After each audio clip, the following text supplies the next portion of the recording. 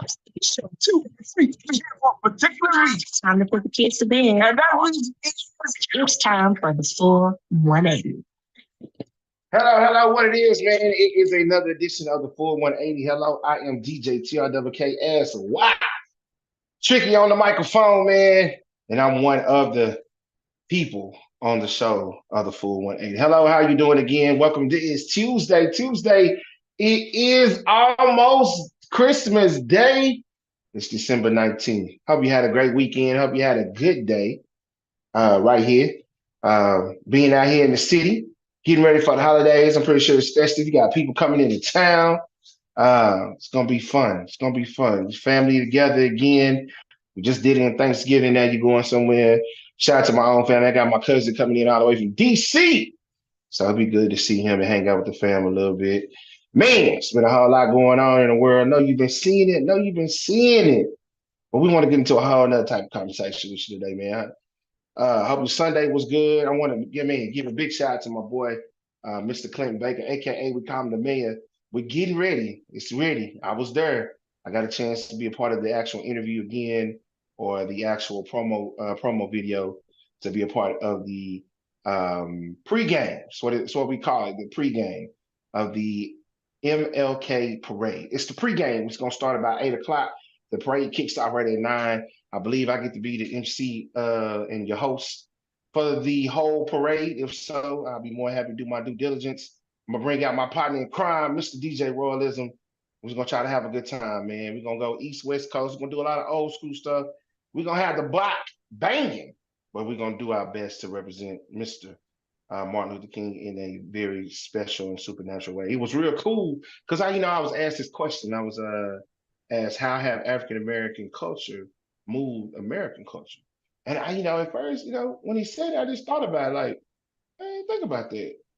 And I'm talking about since we went through the Black Lives Matters and other tidbits that have been going on around the country, and the actual rallies, the actual protests, things of that nature. The George Floyd incident, the thing that happened out there in out there in Houston, close to Prairie View A&M, the Breonna Taylors, and the many who have lost their lives. Trying just being, I guess we can say, being in the wrong place, wrong time. Don't know. Um, but I did. If I had to think about it before I answered it, and I was able to articulate it correctly to say, I really do believe that African American culture has moved American culture, and especially in two different ways. You see a lot of us. And when I say us, I'm talking about all the African Americans that who have moved the needle into having their own business. Now, I've read this book, love this book. If you ever get a chance to read it, it's called The Black Wall Street, Tulsa, Oklahoma. Um, when I tell you, when I think about the New York New York at stock exchange, excuse me. When I tell you we were doing all that before they even named it that. We had our own airports, own hospitals, we had land, we were building, we had banks, we had our own community until somebody somewhere got upset and said, hold on, Negro, you're doing a little bit too much. You're doing too much. We need you to need us. We don't need you not to need us.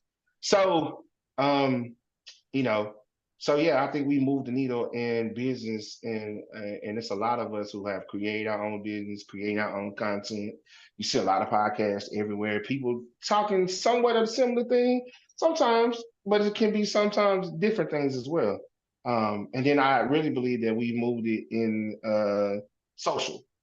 I think we take the social media game to its highest links.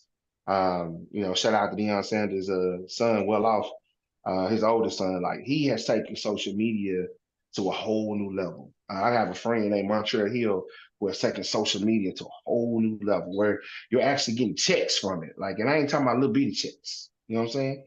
So, and then the other way is that we have made room for our black our African our queens, our black African queens who have been put into places that are amazing to see them in, such as the NFL, the NBA, Major League, just courtrooms and hospitals, and it's just cool to see that we are moving the needle.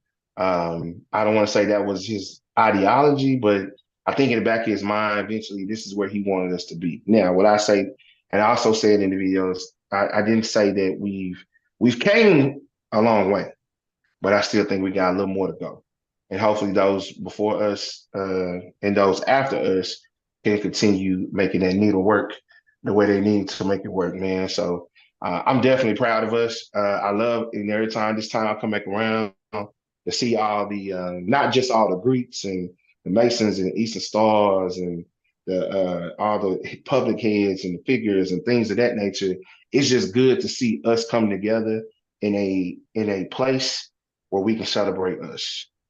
It's just us celebrating us, and I know we celebrate his birthday about what he did and how he walked, but I like it because we get to celebrate us. It doesn't matter, black, brown, all the black, brown people come out. We have a good time. There's no drama. There's nobody fighting. There's nobody, having an issue with somebody else because of this, because of that. It's just cool. And so, as long as the good Lord allowed me to do it, I'm definitely gonna make sure I'm always abreast and into it. So I always appreciate the actual invite. So yeah, I had to say that, man. Get y'all ready for the 15th. I believe that is January the 15th. We'll be right outside the MLK parade. I'll keep you on notice as we continue doing that, man. Look, I want to put this up here. Scan the QR code, subscribe, watch, and comment on the show tonight. Look, we want to get you on the show. Like I said earlier, I had to apologize to one of my friends and of course a supporter, Miss Bell. I will do better to make sure we read the feedback in the chats while we're on the show, man, so we can let you make sure you be a part. But here you can subscribe and be a part of the show. You can email us at the 4180 convo at gmail.com. You got a title, you got a subject you want to talk about, and I guarantee you the live show is coming. We want to do it before February, or maybe like have a Valentine's Day type of conversation. Instead of forget all the glitz and glamours and the roses, man, let's go talk. And then let's go out to eat. And then, have like a little live music, something going on for you. But we're working all that out. So we continue to look out for that. Let's see here. If it's your first time, thank you for actually being a part of it. Let me go and give you your quote of the day. You have to learn how to care about people without taking on all their problems.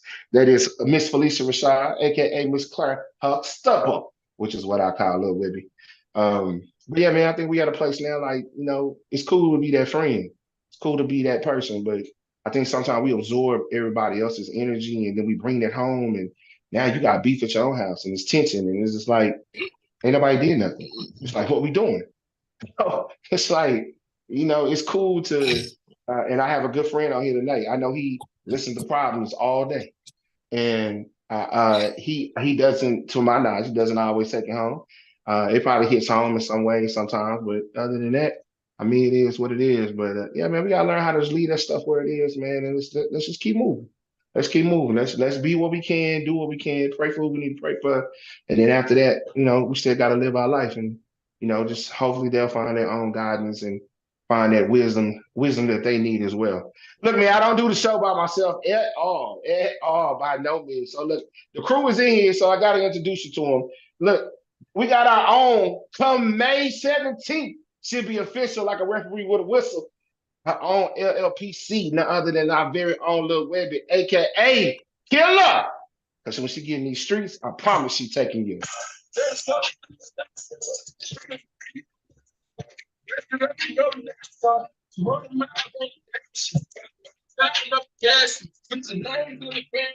That's our very own little Webster, man. We keep a dictionary on site at all times. And she ain't got a problem. She is definitely licensed to correct you. Then we have our own piece of jewelry. You know what I'm saying? When I tell you it's so sweet, this jewelry you cannot buy in the store, so don't even try to do it, player. She's continuing window shopping everywhere she is. You know what I'm talking about? But when you put this on, it's so sleek, it's ready. That's why we play this music bed for right here. Because that's who she is. We call her Jules. Now, don't get it twisted though. She's a jewel. She's very delicate. She don't mind snatching your neck, bro. Trust me. That's what she from. That's what she do. All the way from that Wisconsin. Jules is in the building. Let's see. And of course, my man, y'all know Big D, the poet that didn't know it. He is slowly but surely coming in. Pretty sure he's dealing with the nephew. But my man, I got a chance to get him on today, and because I want his opinion about a lot of stuff, especially from a mental aspect. And now we got two of these licensed therapists on here. I love that. And they can really dig into the mind and give you some, give you some thought process, I think. But he hails from all the way the area from the Bay, baby.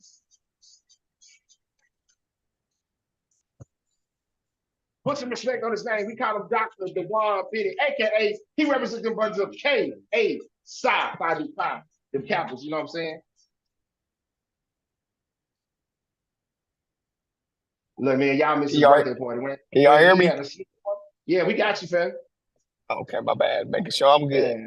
Oh, you good, man. When I tell you that boy had a birthday party, his wife did the damn thing and then turned around. Man, he got a real gift. 2 weeks or a month later, that brother got a baby. Now, that's what I'm talking about, boy. You got a gift for the B-Day. That is a precious gift. But yeah, I got a chance to DJ the party, man, hang out with the folk, Marcus, Drake, Juan, Jeff. Man, when I tell you, the area is always in the building. What's up, people? How you feeling? What is popping? Hello? Yeah, we're good. Everybody got y'all all right? We good? Bree? Everybody got you got your glass tonight? Okay, all right. Well, make sure you got your soup coolers and we ready. All right. You know what I'm saying? I'm like, oh, okay, here we go. I got water in my cup. Yeah, is that what you call it today? No, that's the only thing that goes in that cup. That's my Stanley. Oh, that's Stanley. No, you need to say how you normally would say it. That's the dupe, Stanley. But this is my Stanley. Yeah, thank you. Say it how you normally say it. Oh man, so look, like the old number show with this little brain teaser, man. Like I heard this, and we just had this conversation, right? And I got to get your feedback on it. Dewan, you got to get you in here too, and then from there we're gonna jump right into the show so we can go and put it out there. So man, because we got a lot to talk about. This might be one of them part two, but I want you to listen to this first. A lot of times we don't talk about how women date their sons, and single mothers oftentimes do everything but their sons. And that's the reason why I say, a single mother is a boy factory. And the reason why I say that is because it's not that a boy can't be birthed from a two-parent home, although it is, it's an abnormality, it's an anomaly of sorts that you would encounter a significant amount of subpar men that have been raised in instructive two-parent homes. But single women become so emotionally dependent upon their children, specifically their sons, that they will convince themselves that they don't need a man until they encounter the space from being alone to genuinely being lonely. And now we're having to deal with the imbalance that was set in the household because this boy is not your son, he is your man.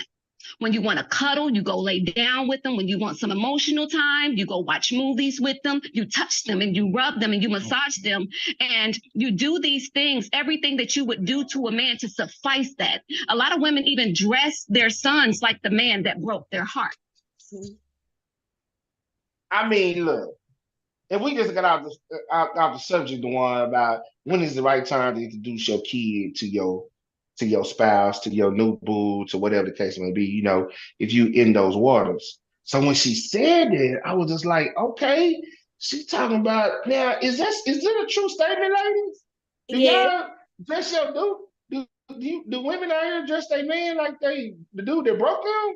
they move their sons up to spouse position, and then you create overgrown man children. I'm gonna agree with that. I dated one, mama's boy to the fullest. Okay, but look, I It's know now. crazy. So I'm in a Go ahead, barbershop D. last week. I'm in a barbershop and it just this lady comes in and she talking about, the dating world and dudes ain't nothing and all these dudes got, issues and things of that nature, right? And she started talking about the things, between her and her baby daddy and stuff. So she's waiting in the barbershop because her son is asleep. So she's waiting for once it's time for them to come up, the other son is gonna bring the kid in, right? So and she brings in her son. This kid's like 2, maybe 1.5. He's in that area. He's dressed like a grown man. He got a chain on. His chain say King. He got the ripped jeans. You know what I'm saying, with his butt hanging out, the white tee. Yeah, I'm looking like, man, she just dressed this little boy like he a grown man. And Wow. guys, he's like I'm saying, he's like 2. So I'm looking like, is this the model for the type of man that she wants her man to look like? Mm, She didn't dress her son up like that. Like she didn't dolled him up to look like a little grown man. And then the guy, like I said, he about 2 max.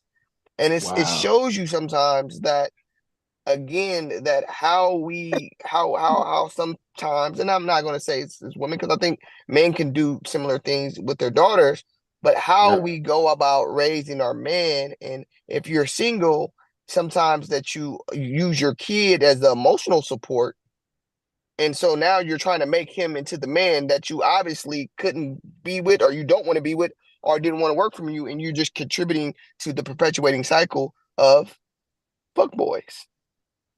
And And that's so exactly what she I called just him. thought that, yeah, I thought that observation was important to the discussion. So D, since Spot you said it, on. just fill in real quick. Real briefly. So we had the conversation about when do you introduce your kid to the person that you with, and then we had like other variables that went with that. Like, okay, y'all together, so and Webby also said something about you sit down and have that conversation before that happens about With your how to older kids, rear the with your older child. Yeah. kids, Oh yeah, uh, older kid. Oh with your yeah. older kids. Uh, well, I think sometimes you gotta have with the younger kids. Yes, And but the then I said, dynamic of the conversation is different with between Hmm. uh, a 5-year-old and a 15-year-old. I believe that. And then I said something about I think the responsibility is actually on the main parent to establish that, hey, this is who this is. This is how you need to treat him. This is how you need to look at it, point blank, period. There's no other reasons you should see it any other way unless we tell you or unless I tell you something different. But go ahead, D, speak to that real quick for me. Can't hear you, the one. Hold on. I didn't hear you. Broke up when you asked the question. Did you ask the Oh, question? okay. My bad. I apologize. Can you hear me now? Yeah, I hear you loud and clear. Okay, cool.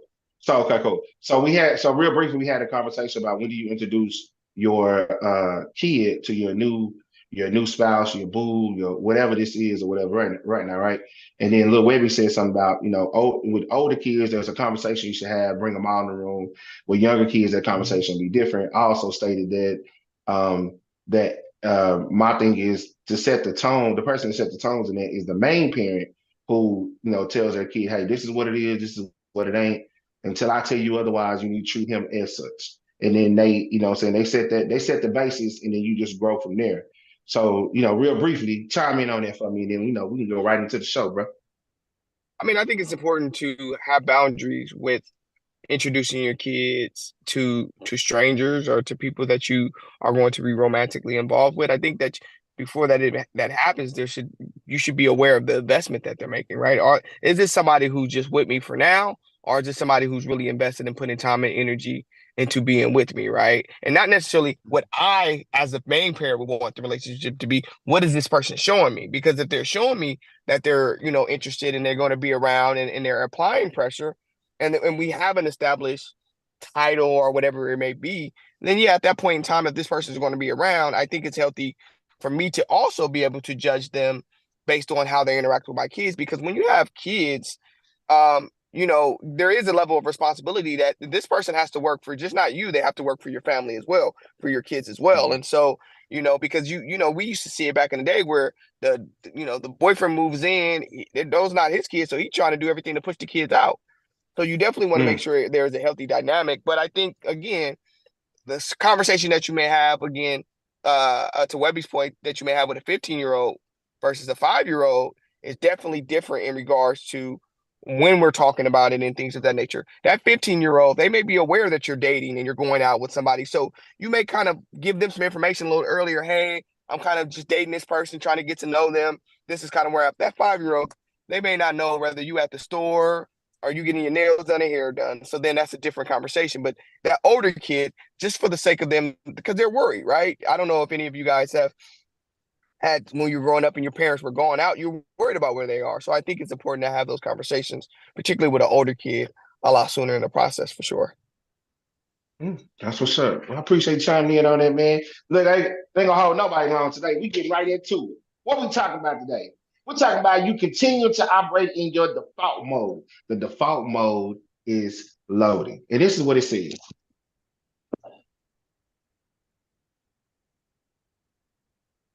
Emotionally intelligent men, very selective when choosing a woman. Let's talk.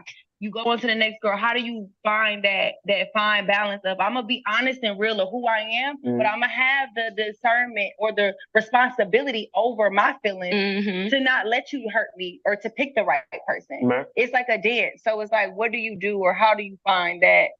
What you about to say, love? I'll be completely honest with you. Then once you get hurt a certain way, you don't never get hurt the same way twice. Because men, we familiar with patterns because we pretty much do the same shit over and over again. And I was gonna say earlier, a lot of women would be happier with the guys that they're with if they stop trying to rush the men to change. Right. It takes men a long time to become the man that they're going to be. And sometimes when the relationship gets stagnant, and then you decide that this is not for me no more. That's when a man has a lot of shit to figure out. Like, cause now you left, you've been with this person, you gave everything. It's like, what was supposed to happen?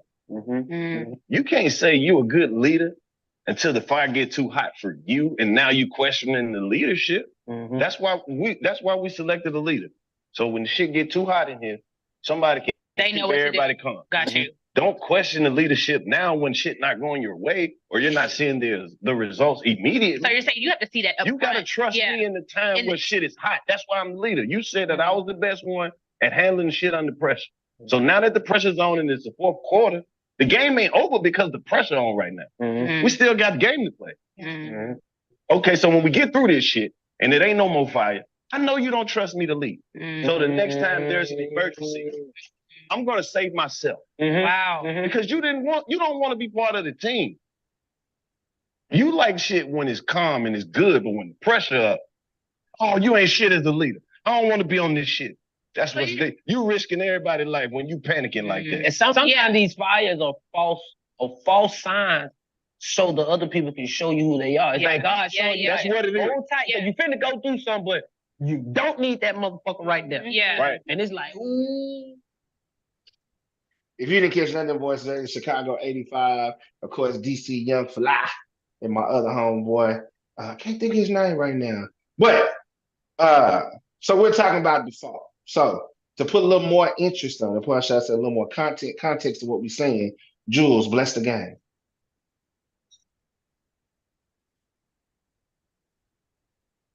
Jules. You on mute. Can you hear me? Oh, is Jules on mute? Yeah, Jules on mute. I was on mute. My bad. I was just gonna say, I mean, as far as the conversation, as far as the drop in was just, you know, are you asking Well, me no, as put far your as twist on how content? we talked about it yesterday.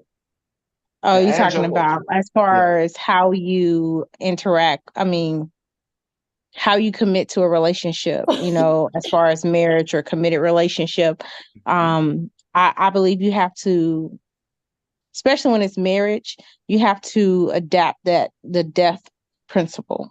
And that means, dying to self for the greater good of your relationship. It's kind of like when you become a Christian. You have to be baptized and you pretty much die to self, all your selfishness, and you allow God to lead you and you become a new creature, new person in Christ. Basically just you have to give up all your selfishness. In a marriage, same thing. You have to die to self and now you become one with your spouse, not, putting her over you or him over you. Is becoming one together and dropping out all your selfishness so that you're able to grow together and move together. Which is the reason why I played the Chico being a Chicago 85 Club.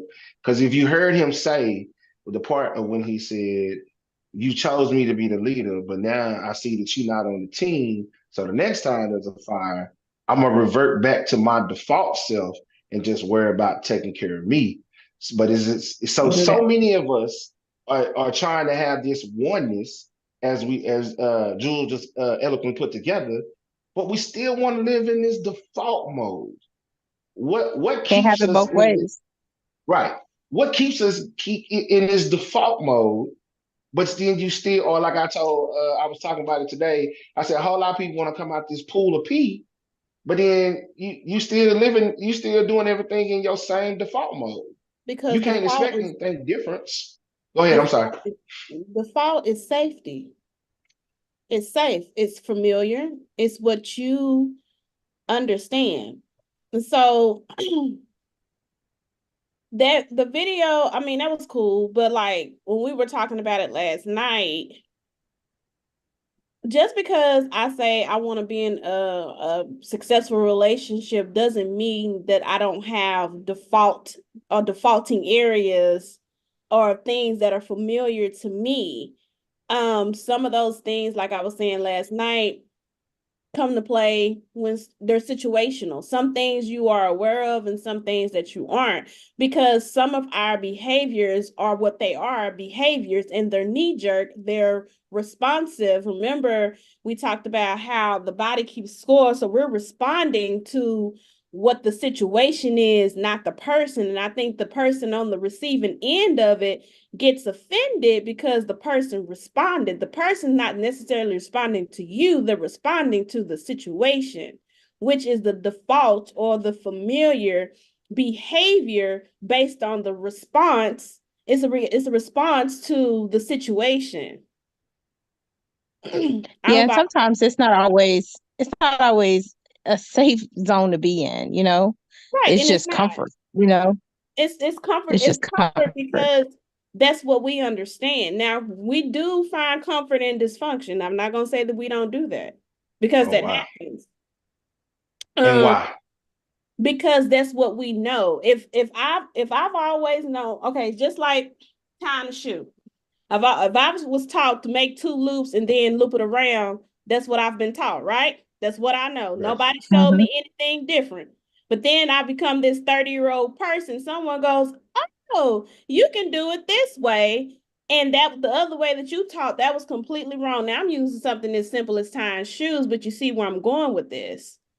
Nobody, you know that that's something that's wrong or incorrect behavior until one, somebody says something to you, two, something happens and then life teaches you that your bad behavior is wrong. So you tell so now I don't think anybody goes last night. What? Go ahead. I don't think I don't think anybody goes into a relationship and thinks that they're not gonna commit 100% to it. unless they have their own selfish reasons not to. But Right. when you're committing, when you're, you know, deciding to be with somebody, you go in 100%. Now, do you know what you're getting into always? Do you know what the expectation? I mean, well, you know, not the expectation, but do you know what the challenges are going to come in this relationship? Do you know like the drama that's about to ensue because you with this person or whatever, you know what I'm saying? Or the greatness that you may not even be able to handle because you're not used to it. Right. And that's why learning your partner is that is a journey. It is a marathon, not a sprint. And as things come up, as you grow, as we grow, things are going to happen, and there are going to be some areas in your life that are default that you're going to revert back to based on experience, because it's something that you experience and you revert back to that default behavior. Now, the problem is once we revert back to the default behavior, what are we doing when we're there? Are we living in it? Are we trying to reflect and grow from it? Like, what are we, once we've learned that it's not okay, or once we've come to grips with that, it's not okay. And if we're gonna relate it to so we say that if so, I said yesterday, when you said, well, when we talked about this yesterday, I said, now I know, and I can raise my hand and be guilty. I know when I was with somebody and I wasn't finna, yeah, I know I was making it do what it do. I knew what the hell I was doing. So some people just can't lay on their fence talking about I don't know what I was doing. That's Or not what some people say I stepped outside of myself. Now, given the situation, I'm not saying that can't happen, but at the end of the day, you just can't say, you know, I said yesterday, like you just can't say I don't know what I was doing. Some of us knew what we was doing when we got into it. But that's not what we're talking about. And that's where that's where the selfishness came in. That's where you never cut off your default switch. Because if we're gonna talk about the whole thing of being baptized, and you have to die to oneself in order to be able to be this new person in Christ. Well, if you want to be a new person in a relationship, you still have to die to yourself. That includes your default and all that other stuff. You have to be but in I a mean, place. realistically, but those default behaviors, some of them do not show right then and there. So we're not going to sit here and say that every default behavior that we have is presenting in that moment, because that's not true, nor is that realistic. I'm not saying it presents itself in every moment. So let me just say this. Like, we're gonna revert this back to this whole being saved and all of that or whatever. So like when you get saved and you walk down to the altar to get baptized, or however you consider yourself getting saved, you don't go with the intentions to play around with God. So I don't think, you know, if you just well, some people, they get baptized and they right back to their old behavior, right? Yes. Right. But that tells you their faith and their commitment in their relationship with God, right? And so same thing in a relationship when you're dating somebody. If you immediately resort back to being single, and I mean single life, chit chatting with whoever, going out with whoever, doing whoever, then that shows your faith in this relationship. You're not really committed. And again, okay, we come later on and we have some kind of self-reflection, or something happens and we're like, oh, now I really want to be with God. Now I really want this relationship with God. So then what we do, we study, we show up, we practice our faith, we walk in our faith a little bit better. And same thing in a relationship. If you mess it up, you got to go back and do some of those same things. Repent, study a little bit more, figure out what's going on, figure out how to make it right, and grow. And a lot of times that growth isn't what this person is making you do. It's all self-reflection. It's all self-growth. Your relationship builds with God because you intentionally build it. Okay. And you intentionally lean on your faith. So when I hear default behaviors, I interpret Example, independent individuals, and when they've been doing them for a long time, and then they get into a relationship, the independent switch is not gonna switch off the next day.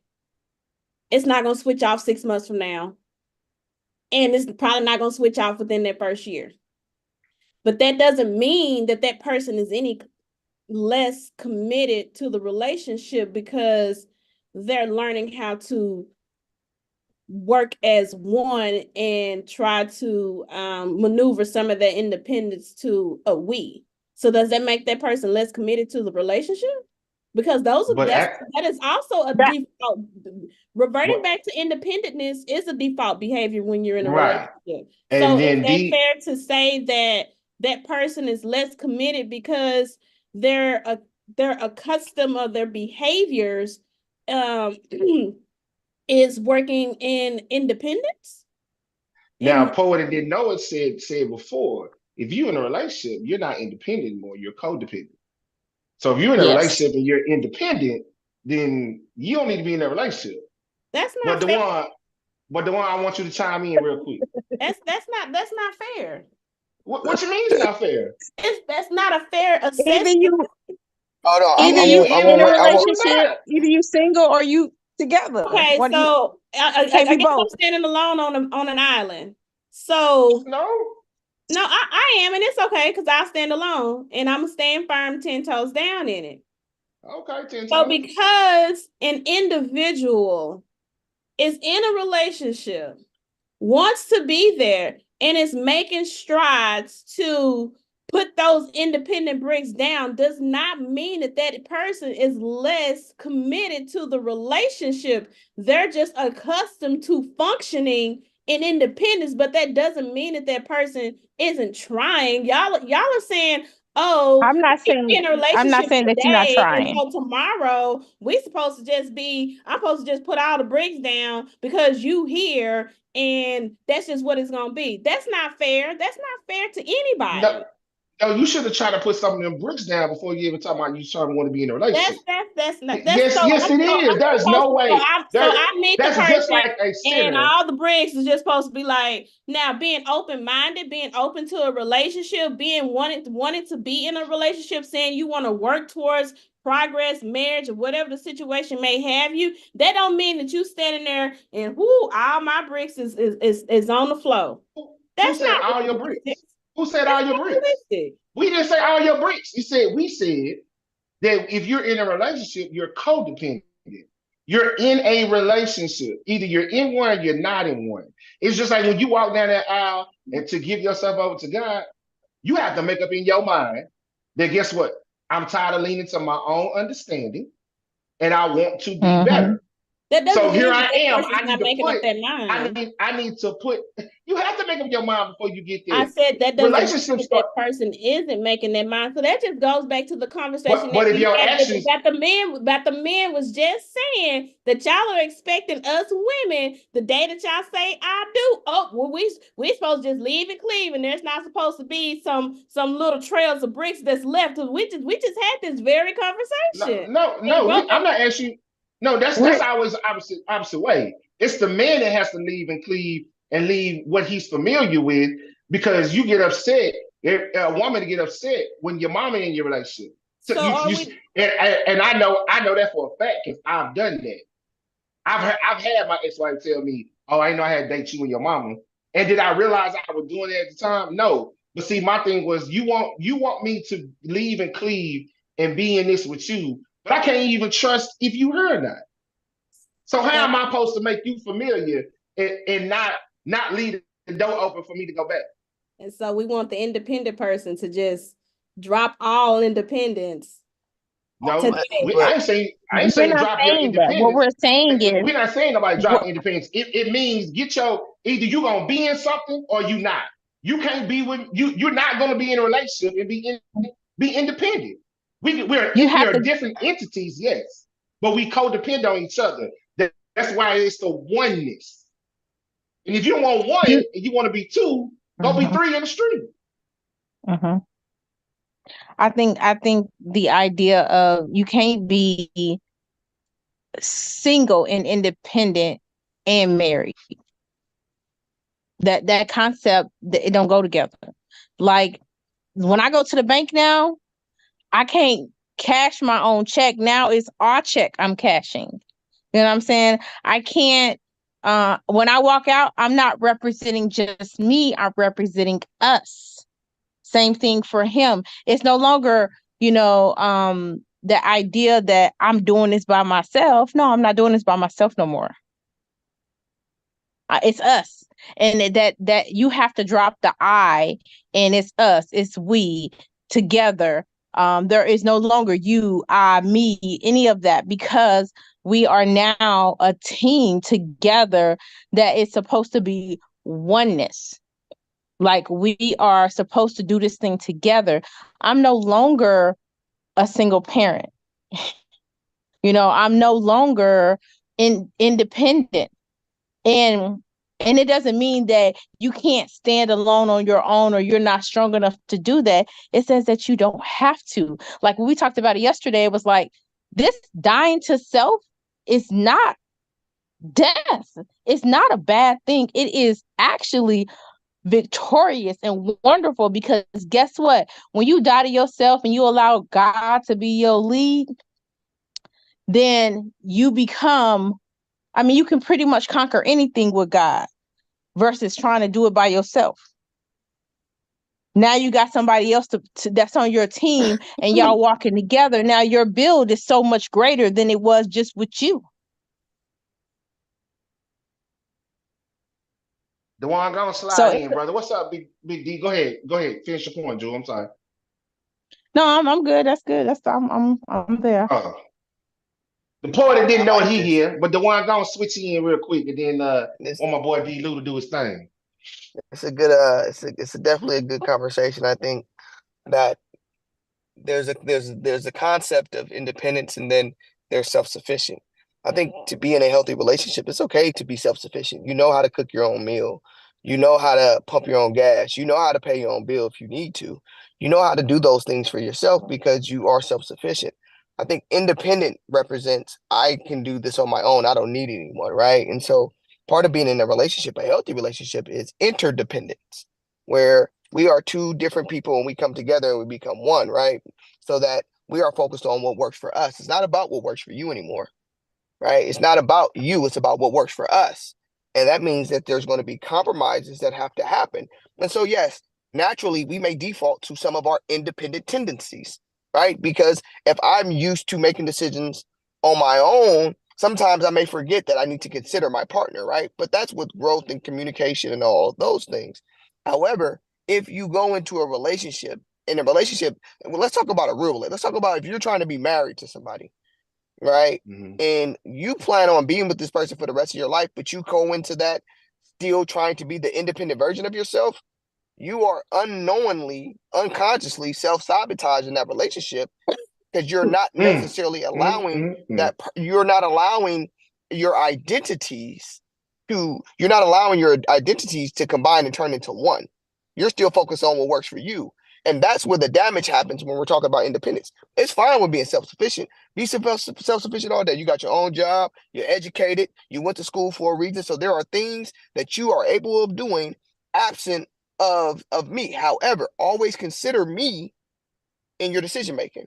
Once you're independent, once you're married, you can't just go take that job in New York without talking to me about it. We got to have a discussion, right? And so I think to a certain degree, Webby, you are making a good point in the sense that there are parts of us that we're going to default to, as you mentioned, the body keep the score, because some of that is our personality, right? 68% of issues in relationships are perpetual because they're a resemblance of our personality, where we see just things differently. But I have to know that if I chose to be with you, there are things about me that I'm going to have to relinquish, and there are things about you that you're going to have to relinquish in order for us to come together. Because that's when we can see our differences as strengths. And so one of the first things is independence. I think independent thinking is hurtful in our community at times, right? Because if we're thinking independently, then we're not trying to look and see who are the resources out there that we can rely on to help us, right? if we start to think about, hey, my partner is actually an asset, my partner is an ally. When I'm having a struggle, even with my partner, how do I use my partner to help me heal in the moment when they hurt me? Right? Because if we know about trauma, sometimes our healing starts with the person or the situation that hurt us. So how do I use you who have hurt me in the process of healing? That means I have to rely and be vulnerable on you, be vulnerable within myself to you in order for that to happen, which means I got to relinquish that independence. But again, as Webby said, some of that happens unconsciously. So therefore, we're not always going to be mindful to do that. Sometimes things show up and we get triggered and we revert to a version of ourselves that we're not familiar with. But once our partner reminds us, then it's like, okay, my bad. Let me change That's and what let's I move was forward. trying to convey. D-Lou?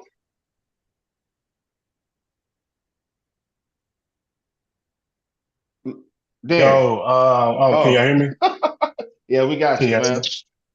No, man. Hey, I think, man, Dr. Dewan laid it out perfectly. I was thinking very similarly because I think context matters.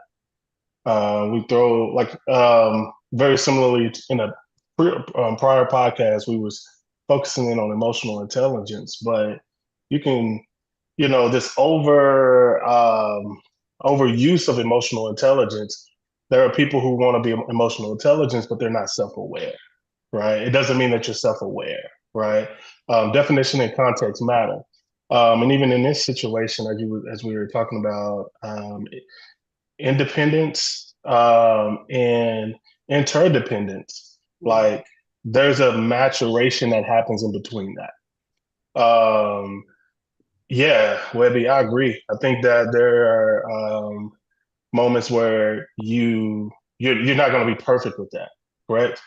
But you got to remember what the goal is. The goal is to get to a place of interdependence, not independence itself. I think independence is if we were to be, just to take it a step further, if we were to be honest, in our culture, independence is connected to a lot of fatigue that we saw from that we both experienced, like in real life, significant life experiences. But then there's also fatigue connected to our parents and what we saw as kids that we just inherited that we didn't even know that we felt, right? Until we start to feel it and then we start to process it in our own ways through our own experiences, which could be extremely traumatic depending on the case.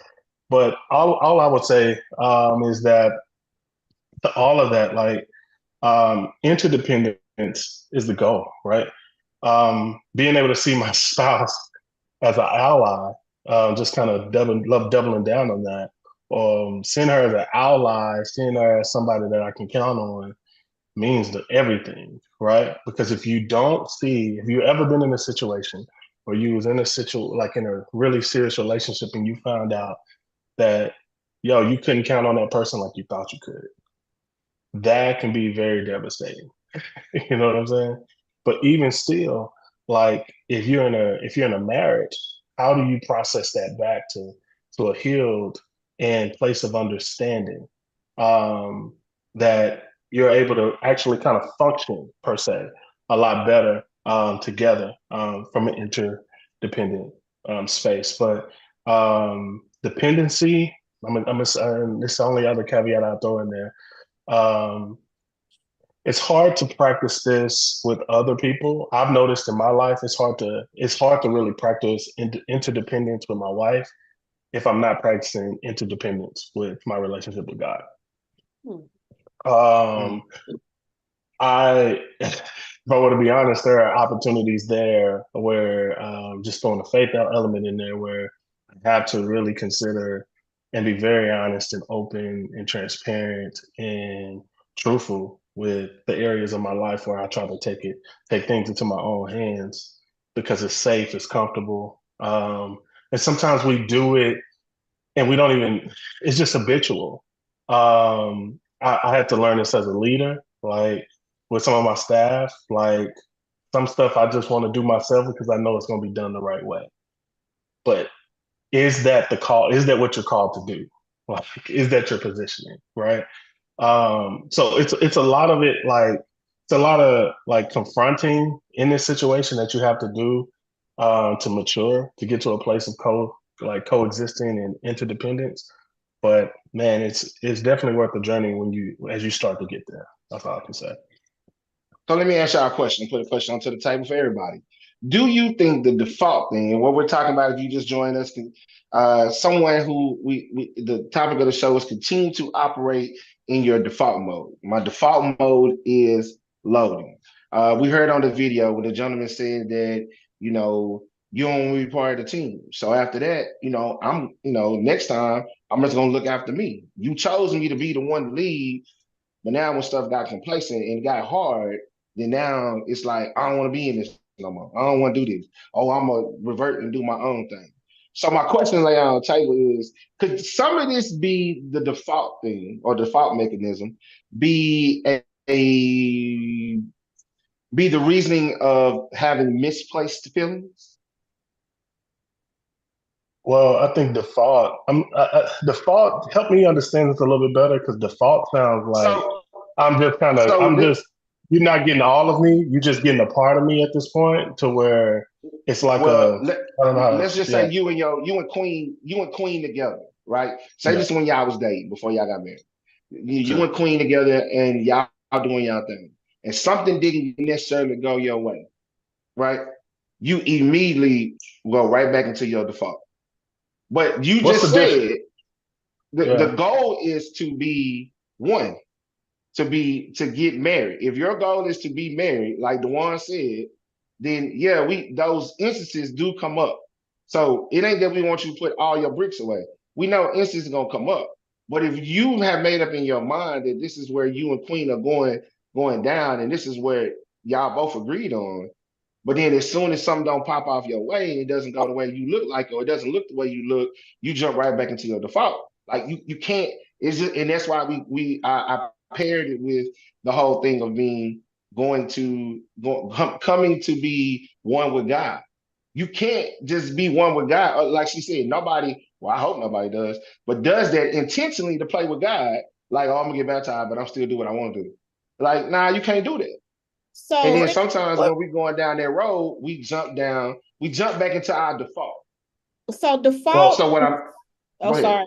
So default is circumstantial, because you may revert back to your independent self or whatever, depending on the situation. For instance, if you're accustomed to, and I'm using something really simple, if you're accustomed to the kitchen got to be shut down, dishes clean, like it got to be super spotless. This is how you've kept your house while you was living by yourself. You with me? You married now. Your wife ain't like and you've asked your wife, hey, babe, can you clean the kitchen tonight? She said, okay, babe, I got you. And you wake up the next morning and you like this. And so your knee jerk gonna say, well, I'm not gonna ask her to clean the kitchen no more because I can do it. Because she's not gonna do it the way I want. She's not doing it. Right. Nah. That's situation. But your self doesn't. It's not in the. It's not a. What's what I'm looking for? It's not every single thing. That's why I said I'm curious though. Well, we pick and choose. I'm right. I'm trying to really understand the behavior there. Like, is it like what's the difference between default mode and shutdown? Shutdown. I mean, we're not like shutdown mode is you just walk away. Like you ain't talking, you're not saying nothing. I think the default mode thing that we're talking about is just basically like when we just default to our natural response that we would have done if we were single and not with someone. And for me, I would hope that I'm with somebody that would acknowledge like, hey, that wasn't cool, so that I could have some self-reflection in that moment to say, okay, oh, maybe that wasn't cool. And be able to, address it and figure out a better way to respond to it and apologize, because it's not my intention to be single-mindedness in that instant. It's just how I naturally responded to things. And like we were talking about yesterday, it's like sometimes I don't know that I'm operating in in my old ways or in a single mindset, you know? So I would hope that I'm with somebody that has the ability to just come to me and say, hey, that wasn't cool, you know? And as ourselves, if our spouses come and say, do something that is single-minded, like they out here representing themselves as if they single, then somebody would say something. I would say something to them and say, hey, that wasn't really cool, or hey, I would have loved to have been considered in that decision. One of the things though that I think is probably the trick here in this situation is, you know, I think maybe we're making the assumption that a person's default mode came from them, and it's not, a lot of times our default mode are certain behaviors, they're learned behaviors that have been passed down from generation to generation. And so, what if you get married, you know, to your spouse at 19, right? Y'all 41, and you still see some of those default independent behaviors. Well, you've never been really independent. We've been together since you were 19, right? But it's not my single behaviors that I'm responding to. I've watched my mom do things on her own. I've watched my grandmother do things on her own. I watched my aunties do things on their own. So it's natural for me when I don't feel like I have support to do things on my own. So sometimes it's not even it's not even that the person is not working on themselves or giving their best. They may not even be aware of this blind spot that they have about a behavior that they're engaging in, right? So much of who we are generational traumas that are passed down and passed down. And so we must assume that, all right, if a person is doing this, there's always a curiosity. Before I get to judging what you're doing, hey, babe, let me ask you a question. Do you notice when you get flustered or frustrated, then you kind of just default to, I got it, I'll do it on my own? That's warranted conversation. There's always a reason why. People argue with me. There's always a reason why the behavior exists. Absolutely. Now, not if that person knows why that behavior has gone down the hole to figure out why it exists. That's neither here nor there, but there is always a rhyme to reason why people behave the way that we do. We are human beings and we are a creature of habit. Correct. And I would say also too, though, there's a sense of vulnerability that exposes blind spots, especially when you're in an intimate relationship with somebody. Just that vulnerability, you know, sometimes just the behaviors that are connected with that could really, in addition to everything you guys are saying, like begin to expose things you didn't know that existed. You know what I'm saying? Just based off literally how you respond to specific things. And yeah, there are things the way I saw my mom respond. There are ways that I saw men respond. But I know through wisdom now, if I respond that way, that I might not be married no more. Or if I respond that way, it may cause me to have to dig out of a hole that I may not be able to get out of. You know what I'm saying?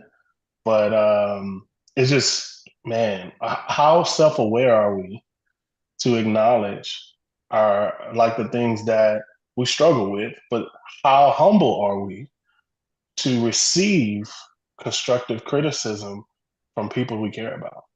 That's exactly what I was going to say. Because you can tell me I might not be in a space, or I should have did the work to be in a space to be able to handle that. Especially if I'm a person to give it, then you got to be in a place to be able to handle it. Now, there's a comment. It says people eventually go into default because their mates are breadcrumbing them, which also eventually leads to the relationship dying. Is that a true statement? What is breadcrumbing?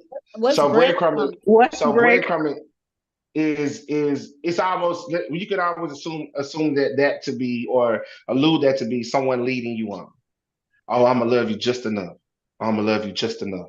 I'm gonna love you just enough. All they doing is dropping breadcrumbs. All they doing is dropping breadcrumbs. Now, you might not see it because you into this person, right? You might not even realize it at the time, but they're dropping breadcrumbs.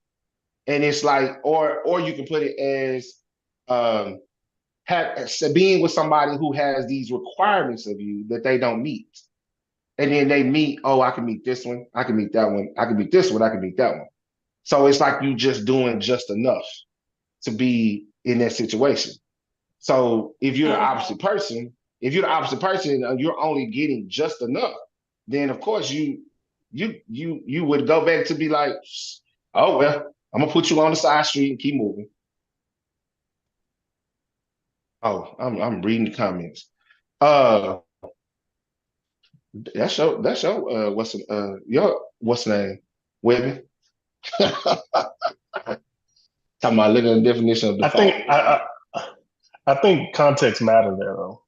Like we got a lot of general terms, but really trying to understand and have like sometimes I don't think we realize what we're saying.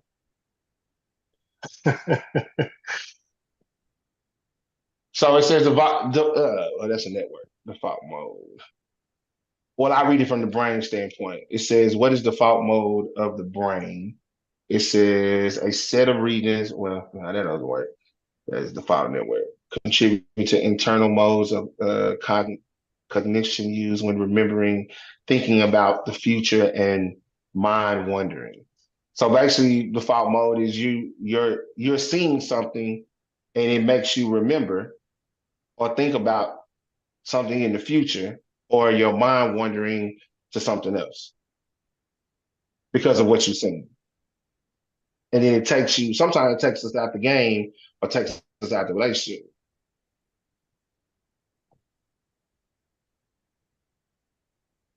So that's why I say sometimes this could be a case of misplaced feelings. This could be you're directing the wrong energy to the wrong individual because what or as Webby would say, sometimes certain things will be an illusion to what you see. You think this is going on, but that's not what it is.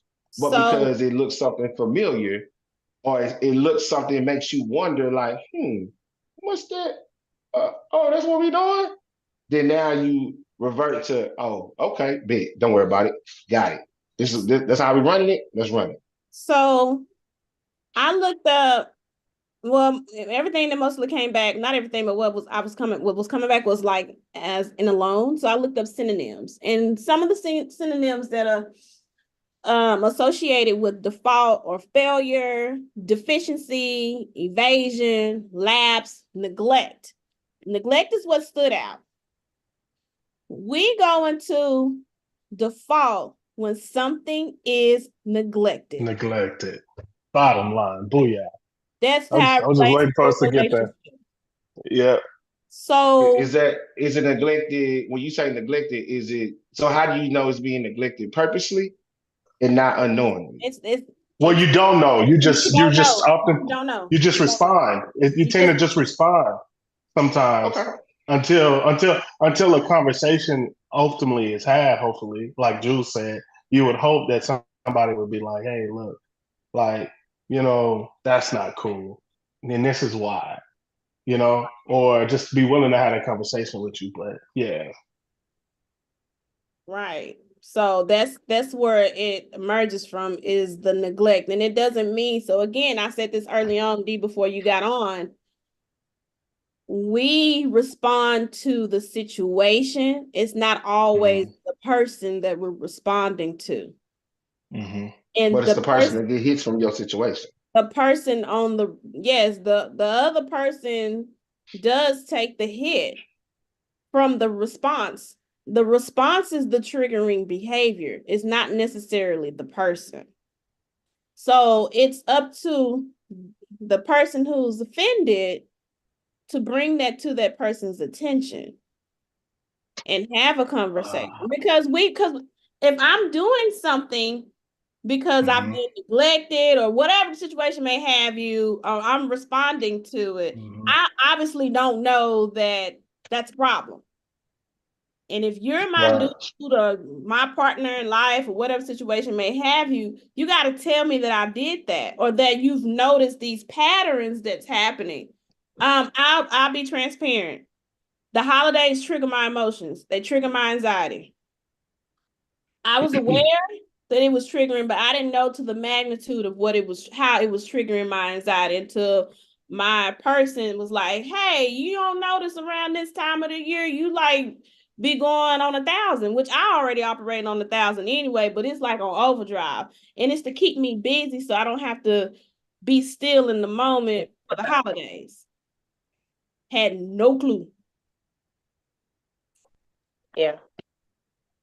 I think it's something that's also important and what Webby just mentioned is that like it's how your partner addresses those issues, especially when they notice the stuff that's going on. Or if you're the other person, it's like you can't hold them like to the fire and brimstone with it. You know what I'm saying? It's even like Jesus, when you messing up, he just say do better and go on. But in that relationship, you have to come to that person in love and say, yo, am I doing something that makes you feel like you have to always default to this response? Or think, or even just self-reflect to figure out why this person is responding the way they are, or just ask the question. Sometimes you don't have to go into like, oh, well, you're in default mode and be just as defensive as they're being. Yeah. That's And very hard when you feel like you're being attacked. Go ahead, D. Yeah. But Yeah, I think one of the it's your things. person. Okay. So it can imagine it is your person. People, when people feel like when they feel as though they are in the right or they feel something is wrong, then if you think the sky is blue, ain't nothing I can tell you that is red, white, yellow. I can't tell you nothing else because all you're gonna see is blue. And then in some of those conversations, you begin to be attacked because what you thought you seen is not what you seen. How you're feeling is not necessarily what I was doing, but then what you're feeling has something to do experience what you went through somewhere else, or you had your mind wondering because it looked like something else. So it's like you have all these other things, but then you come at me sideways. So you just can't. There's nobody in the world. I can't keep poking the bear. I can't poke D or the one and don't think, say, bro, you keep poking me, I'm gonna slap the hell out of you. Like, say, we ain't gotta do all that. Just talk. But if I keep poking the bird, I can't get mad when they come out swinging. Go ahead, D. Nah, man. I think, yeah, in addition to what you're saying, everyone is saying, just respectfully, there's what we got to be careful of is, at least what hit my spirit is, what we got to be careful of is not defaulting and becoming hopeless to the point where we don't feel like a lot. Oh, how you get this out? Well, we feel like the reason why I do default to what I default to is because I don't think you will ever change. I don't want to leave you. I don't want to, I want to be with you. I want to live with you. I want to hopefully be married to you or whatever your situation is. But when we get to a point where we just settle and think that, like, this ain't gonna ever change, or we get hopeless, right? That can be a dangerous place. You know what I'm saying? Or when a person requires you to try to accept them for them, like this is just me. You know what I'm saying? Like I that's dangerous, like that's you. Yeah, that's who you've been, but that if you continue to be that way, it's going to conflict or cause contention in our relationship. So what do you want? How do we move past this? Is this something that we can grow from and mature from? So that's the last thing I want to talk about. How does the person who is that person? Well, how do I word this? The person that is reverting back to defaultness. So we discussed how it happens, where it can come from, this and that. Okay, but if I want to move forward and I really want to be into something, what is the fix? How do I fix this? How do I change this? How do I go about going through the process of actually being responsible, being accountable to change this? Because as you said, you don't want to lose the person, you want to be with the person, but okay, now I know, okay, I got to change this about me. The one? I think you have to, first of all, you have to be open to feedback, right? And so we must remember that we all have blind spots. And so much about who we are, there are things that our friends know about us that we don't even know, right? And so if we're in a romantic relationship with someone, we have to understand that just because somebody is commenting on things that we're doing doesn't mean that they're trying to control us, doesn't mean that they're trying to train us, changes. They may just be trying to give us feedback. So we have to be open to feedback. If I'm saying, and D. Lou hit it perfectly when he's saying we have to be vulnerable, right? And to a certain degree, vulnerable is kind of relinquishing yourself in a way that, hey, I'm willing to give you all of me. And so part of that, I have to be willing to receive things from you that can help me grow, right? In the same way that I want you to receive things from me. And so I think you have to be open to feedback because you have blind spots. Yeah, you can go to therapy, you know, you can get mentors, you can do all those things, but really the people who are most intimate with you, who are the closest to you, you have to be able to receive feedback from them in regard to the areas in which you may be unaware of, or maybe the situations in which you may fall back to defaulting to yourself, because without feedback, you're not going to grow, right? You're not going to grow just processing information on your own. It's not going to happen because you're going to default to your way of thinking, your way of programming, and your way of seeing things without anybody's feedback. So you really have to be open to feedback for sure. Healthy feedback, obviously. Yeah.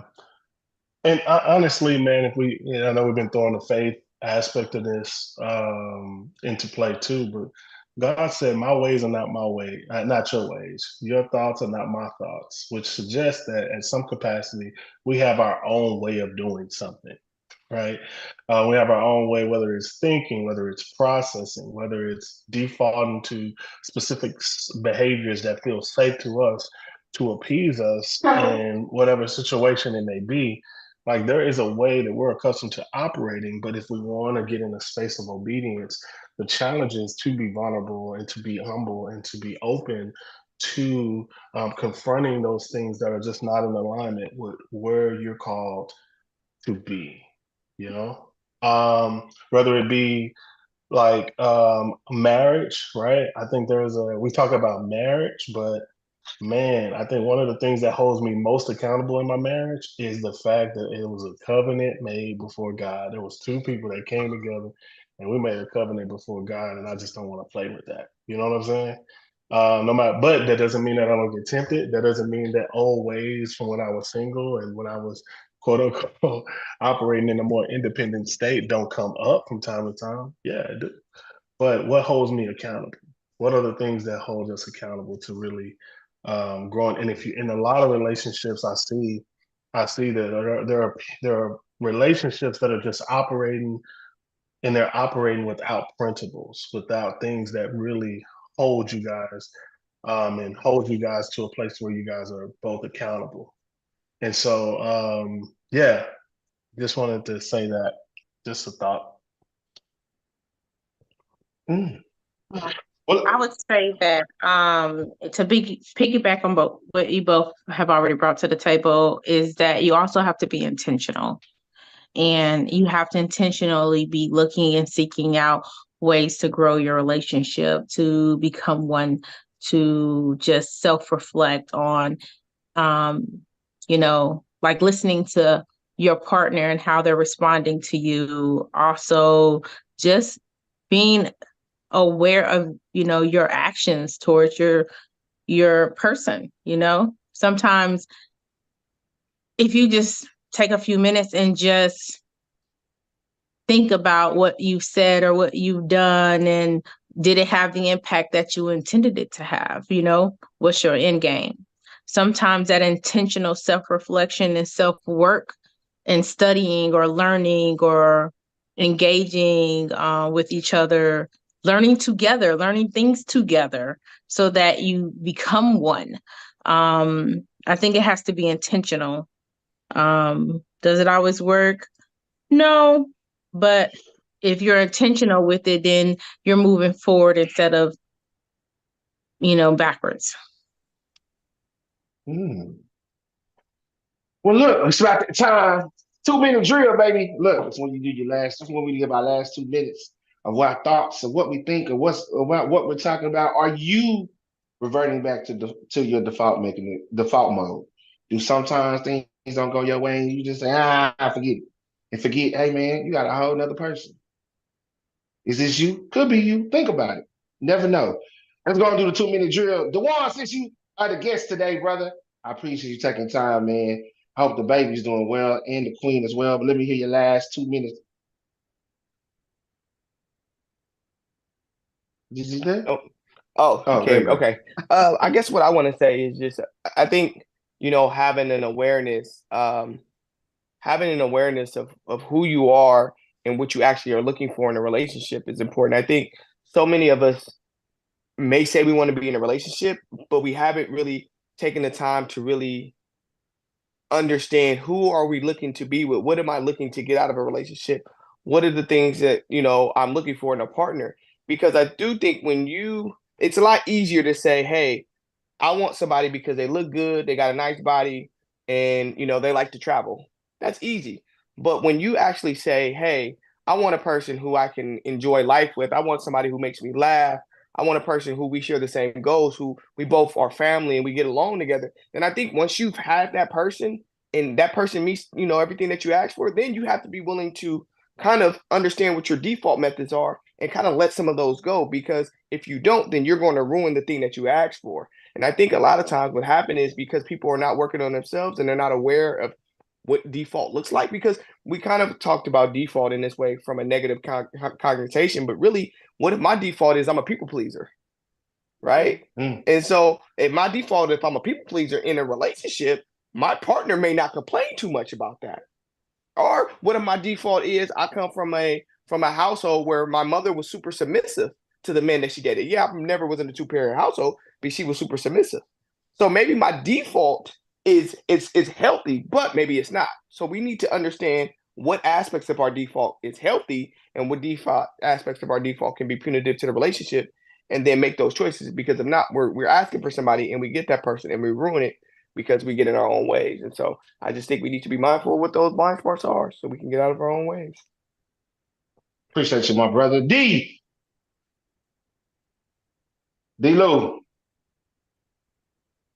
Yeah, yeah. I just hard to follow that up.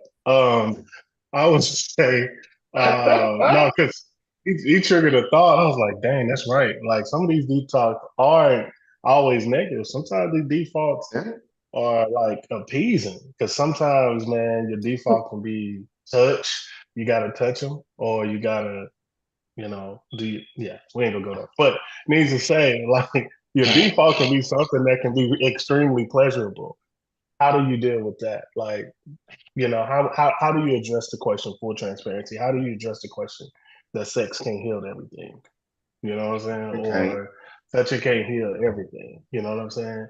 But no, needless to say, I think the thing that hit me in my last minute that I got is, man, sometimes God will use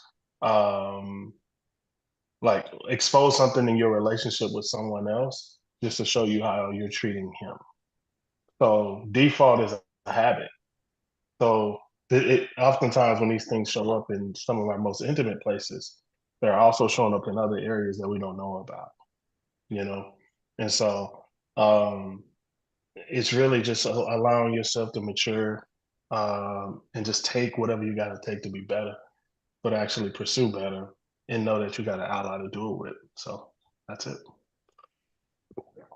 Jules.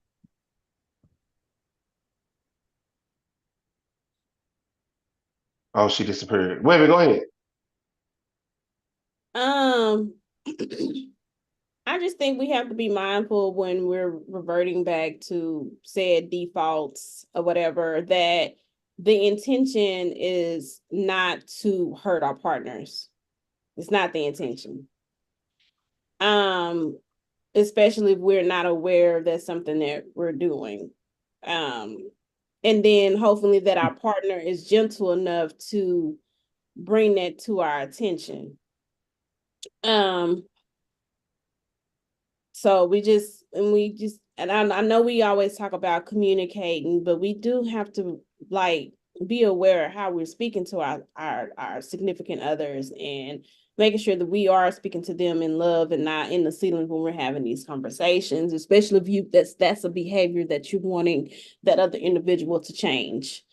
So let's just love one another. Let's just do that. That's all I got. I'm done. I'm gonna let Jules pray us out. So I'm gonna say, look, man, if you can switch in default to back to your default when things not going your way, understand if you're in a relationship and it's real comfortable, brother, that might not be the relationship for you. Sometimes there is discomfort in a relationship. There is drama in a relationship. There are debates, there are arguments over the kids, money, this, and that.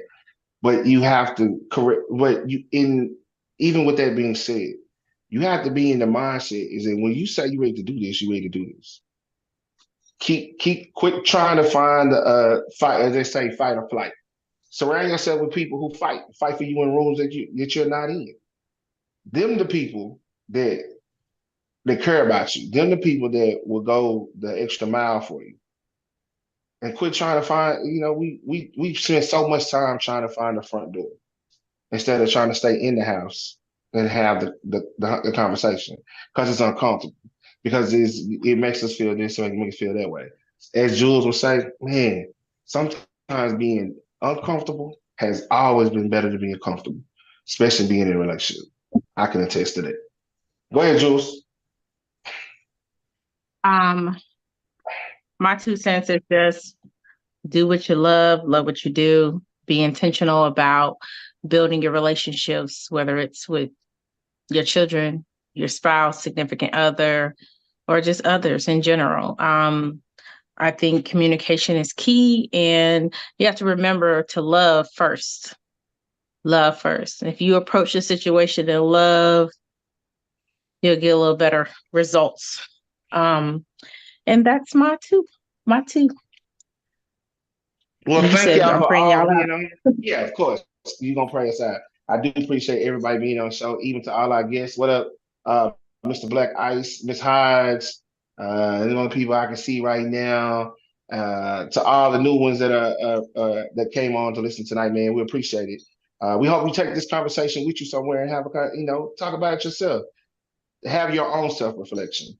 But in the meantime, in the between time, we always have to give thanks to the man who allows us to do this every day. So, Jules, if you'll be so more kind to do this. All right, y'all. Dear Heavenly God, we come thanking you for being a God that answers and hears all and is there for us, Lord. We ask that you guide over and protect us until we come back together again. In Jesus' name I pray, amen. Amen. Look, man, Hallelujah. D, you missed your theme song early, bro. I'm not replaying it No, either. it's okay. No, don't play it, So, please. for my man all the way from the I'm on a Bay, different vibe. anytime that he can sneak in and give me the time, a little bit of time, definitely appreciate it. Dewan, I love you, my brother. Thank you as usual. He is a licensed therapist. Look him up for sure. If you need somebody, if you're looking for a licensed therapist, he definitely has the time and definitely has expertise. So I love you, my brother. Appreciate you. Have a great holiday. Of course, Jules, D, Webby, couldn't do it without you. Appreciate everything that y'all do, man. Think big, believe in God, live by two mantras. Thank you for freaking not dwell in the same place. And while you're on this side, till you get to the side, remember to love, live, and laugh. Hey, man, we taking out for the holidays. We'll see y'all around the 16th. Enjoy your families. Enjoy just spending time and get some rest. I can't wait to try to do that. You notice I said try. Until then, we'll see you again right here on Tuesdays at 7:30 on the 418. We out. Peace. Today and tell you God wants to heal the hole in your soul. Some people's actions are not because their spirit is wrong, but it's because the past has left a hole in their soul. May this wisdom help you get over your past and remind you that God wants to heal the hole in your soul. I have my sister Leandria here. She's going to help me share this wisdom and tell this story.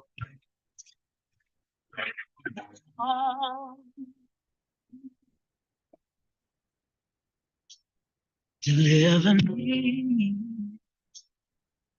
'cause all I seem to do is hurt me.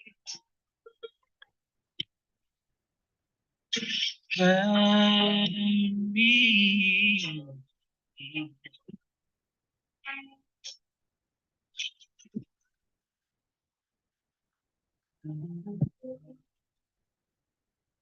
Deliver me. Two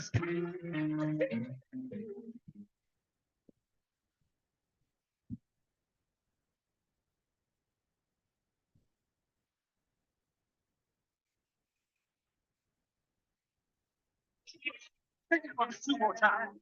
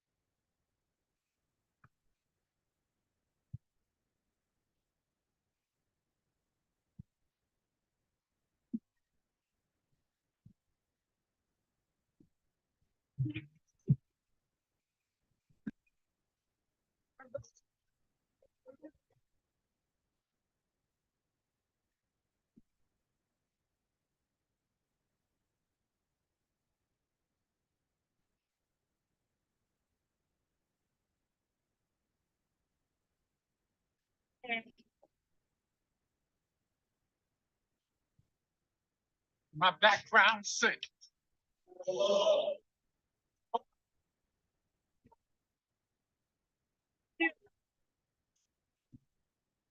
I rescue me from myself. Overthinking.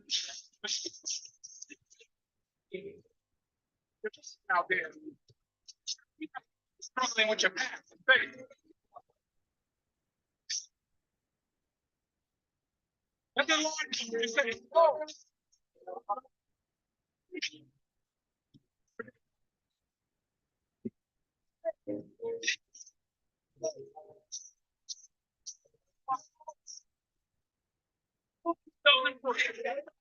My faith, turn from their wicked ways. I will give them that.